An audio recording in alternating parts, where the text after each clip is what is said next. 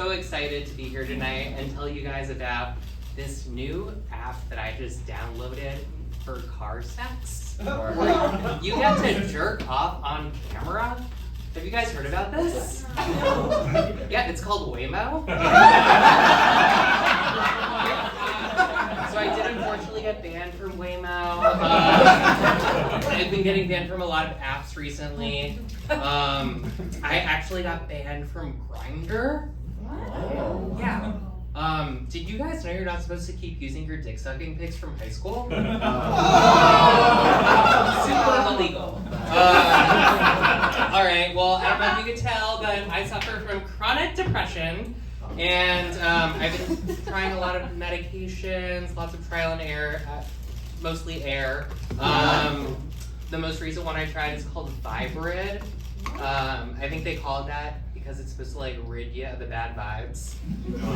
But it actually did not work for me. I had a lot of like GI upset. It was just making me fart a lot. Which really makes me not trust my doctor because he promised this one did not have sexual side effects. So I've been struggling to trust medicine lately. I have this crazy dermatologist too. She just gave me a new acne cream. It's called tretinoin. It comes in this tiny tube. She said she wants me to use a pea-sized amount on my face every night. And I looked at this tiny tube, and then I looked in her face, and I was like, honey, I'm gonna need a few refills because I pee kind of more than that. Anyway, sorry, that's a little me one. I also have been trying some plant-based alternatives to deal with my depression. I went on an ayahuasca retreat. Anyone? Okay. Well, if you don't know, ayahuasca is a very powerful hallucinogen. A lot of people are afraid of it. It's very difficult because like it can make you cry, see into the future, your past, vomit. But for me, like the hardest part about doing ayahuasca was coming home and having my husband say that he thought I was still kind of a bitch. I don't think that's very nice. Like you would not go up to someone on Ozempic and be like, still kind of fat. It's a process, it takes time. Alright, what else? A little bit about me. I am from Florida. Woo! Yeah, don't worry though, I am not from the north part of Florida where all those crazy rednecks voted for Trump. I am from South Florida where all the Jewish people voted for Trump. And Florida's a very weird place to grow up as a gay guy, like very politically incorrect. But luckily, I've moved to LA, I'm getting better, been learning so much about PC culture. Like, I used to use the word homeless, but now it's unhoused. And obviously, you cannot say retarded anymore. It's person with an intellectual disability. But they don't really like being called that either. And I just learned this new one. You're not supposed to call someone anorexic. You're supposed to say, person who is intermittent fasting.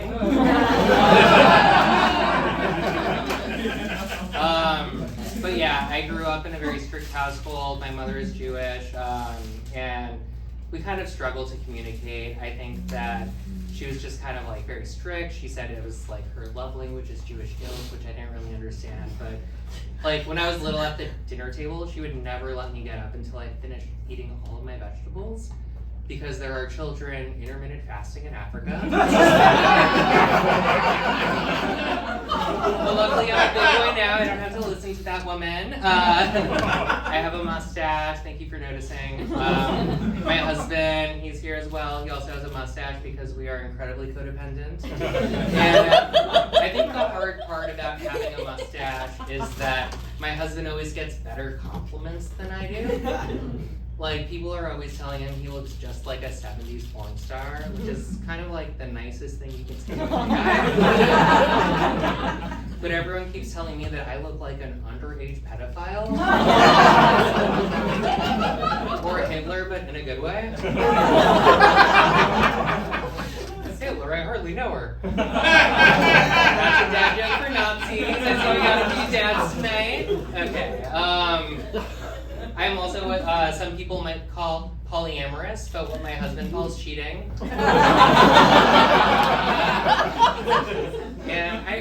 struggle to use the word poly because, how do I say this? Like, I'm already gay and Jewish. I don't want people thinking I'm that annoying. You know? But my boyfriend's here tonight too. Shout out. Our relationship kind of is new, but still has old relationship energy because he is 46. And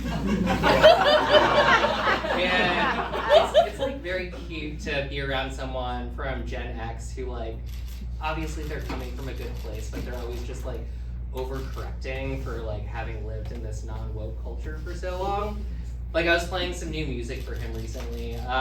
There's this new Kali Uchis album. Does anyone know her? No? Okay. Well, it's incredible. She's beautiful, and he was really into it. He was like, "Oh my God, this is amazing. She's beautiful. So what's her deal? Is she trans or non-binary?" And I was like, "Oh, I think she's just a girl." All right, we'll work on that. But yeah, the truth is that I actually used to be a serial monogamist, but things have changed over the years. Like, now I eat both Frosted Flakes and oatmeal, if you know what I mean. Okay, that joke. I wrote out like cereal, like the cereal. But a lot of people are also like, well, why do you feel like you need two partners, you know? And I believe that for some people, it's not about like, you don't love them, it's just that you maybe can't fill your cup totally from one person, and it is okay, as long as everyone's consenting adults and you're not hurting anyone. So, like, yeah, just thank you for the one woo. But yeah, like, role play's a little tough. Like, my husband won't even pretend to be my second cousin. I'm like, do you even love me anymore? But he was open to bringing some props into the bedroom, actually. But it's been a challenge because we've been running into a lot of roadblocks. Like, unfortunately, both my husband and I have pre-existing mental health conditions, so neither of us can buy the gun.